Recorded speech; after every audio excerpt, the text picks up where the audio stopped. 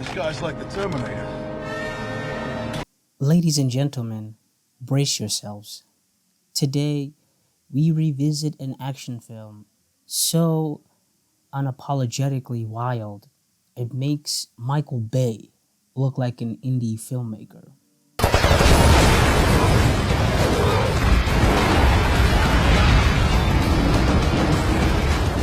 A cinematic opus starring none other than the man, the myth, the meme.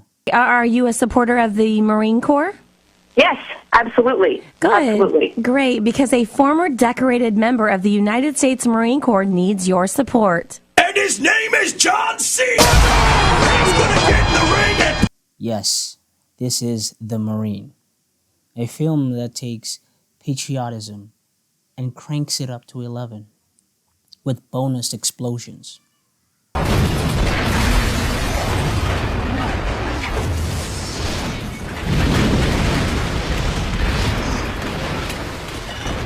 Move over, Superman. The Marine gives us John Cena, the untouchable edition. Forget plot armor.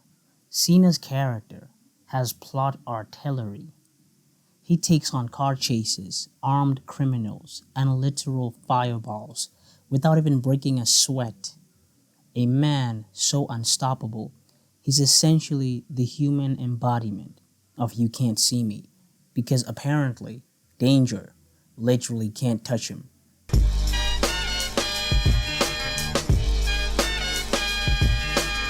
And what's an action movie without some quirky villains?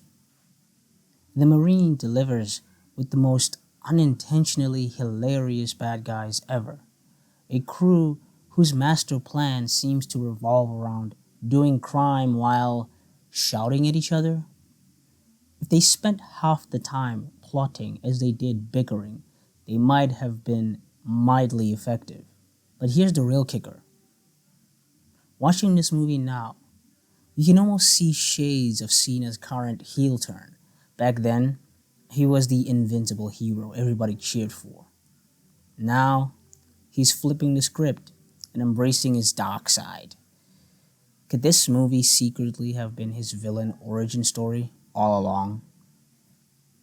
A long con to prep us for his ultimate wrestling twist. Mind blown. It's just, what do we get? What do we get? What do we get? If there's one thing The Marine delivers, it's action. Explosions, check. Car chases, check. Random scenes of John Cena jumping through glass windows for no reason, double check.